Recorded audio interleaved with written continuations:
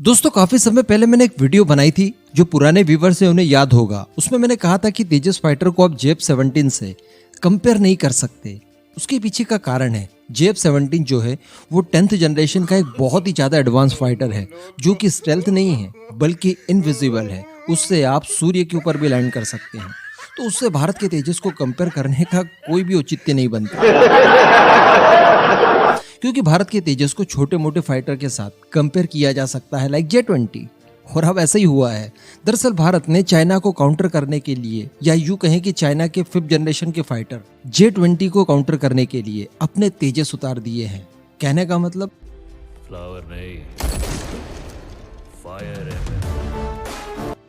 चलिए आगे मैं आपको वीडियो में बताता हूँ कि एक्चुअली हुआ क्या है, किस तरह से भारतीय वायुसेना ने तेजस के ऊपर बहुत विश्वास जताया है और उसका कॉम्बिनेशन रफाल के साथ बनाकर चाइना को काउंटर करने के लिए प्लानिंग की है। वीडियो बड़ी इंटरेस्टिंग होगी, एकदम एंड तक देखते हुए चैनल को सब्सक्राइब जरूर कर दीजिएगा। दोस्तों तेजस मार्क 1 की एक स्क्वाड्रन है, स्क्वाड्रन नंबर 45, जिसे नाम दिया गया है फ्लाइंग ड्रैगर्स का। मैं आपको बता दूं कि ये इस समय सुलूर में स्थित है, लेकिन अब बताया जा रहा है कि चाइना के खतरे को देखते हुए इसे पूरी LAC पर डिप्लॉय करने की प्लानिंग भारतीय वायुसेना ने की है। यानी हम लोग पिछले कुछ समय से देख रहे हैं कि चाइना लगातार LAC पर दोनों ही देशों की सहमति से बनाए गए रूल्स को बार बार तोड़ रहा है और नो फ्लाइंग जोन में भी अपने फाइटर जेट को लगातार घुसेड़ने की गतिविधियों को अंजाम दे रहा है। मैंने आपको 1-2 दिन पहले इस तरह की वीडियो बनाकर बताई। अभी भारत ने प्रिकॉशन के लिए अपने सारे एयर डिफेंस सिस्टम्स को वहां पर तैनात तो कर ही दिया है, उन्हें एक्टिव भी कर दिया है, जिसमें S-400 भी मौजूद है।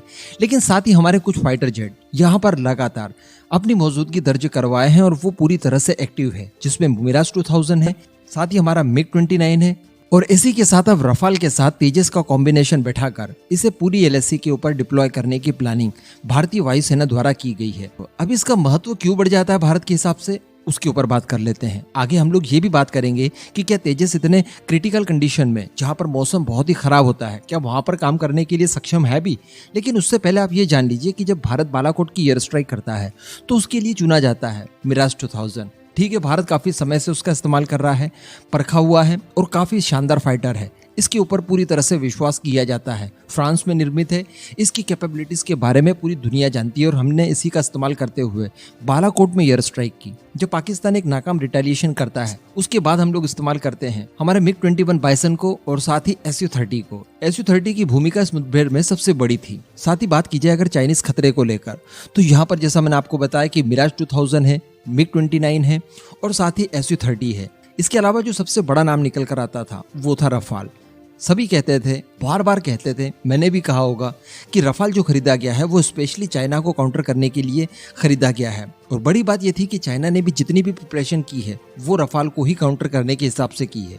तो कहा जा सकता था कि इस समय भारतीय वायुसेना के पास सबसे ताकतवर फाइटर अगर कोई है जिसको हम लोग चाइना जैसे बड़े और ताकतवर देश के खिलाफ इस्तेमाल करेंगे, वो था रफाल। कहने का मतलब दोनों ही मोर्चों पर, पाकिस्तान हो या फिर चाइना हो, किसी भी मोर्चे पर हम लोग भारतीय फाइटर्स की बात नहीं करते थे, क्योंकि हम लोग कहते थे कि जो तेजस है वो तो इंटरनल थ्रेट्स के लिए काफी होगा।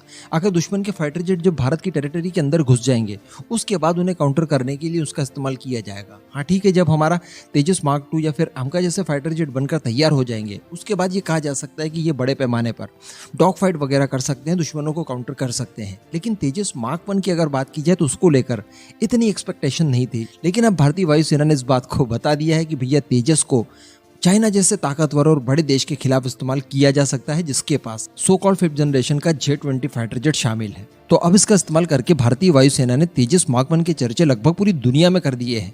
जिस तरह से मैं वीडियो बना रहा हूँ आपको पता चल रहा है आने वाले समय में ये चर्चाएं पूरी दुनिया तक जाएंगी और जो तेजस के संभावित ग्राहक हैं उनका विश्वास तेजस के प्रति मजबूत होगा, जो कि पहले से ही ऑलरेडी था, लेकिन अब इसके बाद और ज्यादा मजबूत हो जाएगा। और वैसे भी अगर तेजस की बात की जाए तो इसका सबसे प्रमुख अंग जो है, जिसे हम लोग 33% कह सकते हैं पार्ट ऑफ तेजस, वो है इसका इंजन, जो कि अमेरिकन है। हथियारों की बात की जाए तो यार इसके हथियारों का कोई भी कंपैरिजन नहीं हो सकता।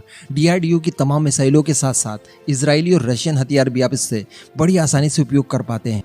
साथ ही फ्रांस की जो हैमर मिसाइल है उसका इंटीग्रेशन भी इसमें किया गया है, तो उसका इस्तेमाल भी आप कर सकते हैं। कहने का मतलब इसका इंजन ले लीजिए, इसका रडार सिस्टम ले लीजिए, एवियोनिक्स ले लीजिए या फिर इसका वेपन पैकेज ले लीजिए, सारा कुछ नंबर 1 है। साथ ही साइज में काफी छोटा है, ऑपरेट करना काफी आसान है, काफी कम खर्च में होता है और साइज चूंकि छोटा है तो इसका रडार क्रॉस सेक्शन भी काफी कम है। इस वजह से ये फाइटर यकीनन काफी देशों की पहली पसंद बन सकता है। और अब जब भारतीय वायुसेना ने इसको चाइना के खिलाफ उतार दिया है तब इसकी चांसेस ज्यादा बढ़ जाते हैं। अभी बात कर ली जाए कि क्या ये LAC जैसे क्रिटिकल कंडीशन में काम कर भी पाएगा, तो मैं आपको बता दूं कि जी हाँ, ये बिल्कुल कर पाएगा। कितना भी ठंडा मौसम हो इसको आप वहां पर इस्तेमाल कर पाएंगे, लद्दाख वाले इलाके में खासकर।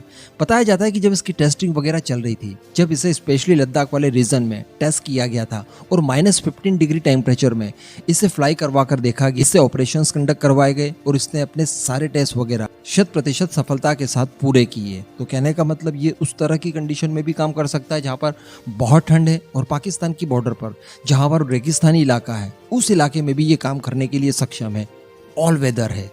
तो इतनी सारी कैपेबिलिटीज चुकी है, स्वदेशी है, इसके ऊपर ज़्यादा खर्च नहीं करना पड़ता।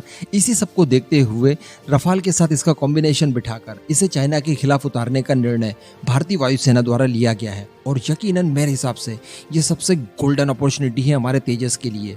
यहाँ पर अगर किसी तरह का कोई मिस एडवेंचर चाइना करता है और उसके खिलाफ अगर तेजस एक बार अच्छा परफॉर्म कर देता है, यकीन मानिए दुनिया भर में इसकी डिमांड कई ज़्यादा बढ़ जाएगी। इस पूरे मुद्दे पर आपका क्या मानना है, नीचे कमेंट करके ज़रूर बताइएगा।